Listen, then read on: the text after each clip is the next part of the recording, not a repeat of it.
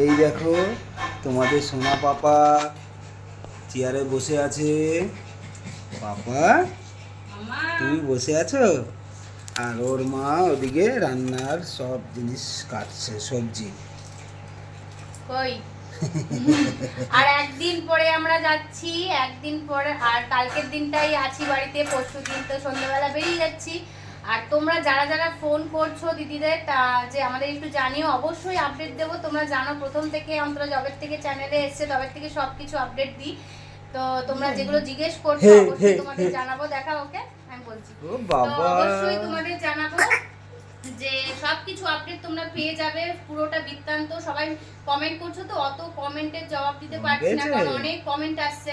তো তোমাদের অবশ্যই আমি আপডেটে, তোমরা শুধু ফলো রেখো তাহলেই হবে। আর যারা জানে না এসব ব্যাপারে, তো প্লিজ তাদের একটু ভিডিওটা শেয়ার করে দিও, যার যখন আপডেটগুলো দেবো অবশ্যই তারাও ফুল ডিটেলসটা পেয়ে যাবে। তো জানি না কতটা কি কথা শুনতে পেলে, তো অবশ্যই তোমরা। আর আমার মেদিনীপুরের দাদা এসছে, কালকে রাত্রে এসছে, হোটেলে আছে।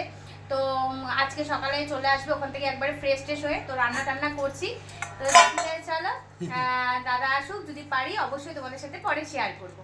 চলো, আর ওই যে কার্তিক বসে আছে, ব্যাক ক্যামেরা একটুখানি হ্যাঁ এরকম ভাবে দেখাও। ঠিক আছে চলো, আজকে ছুটি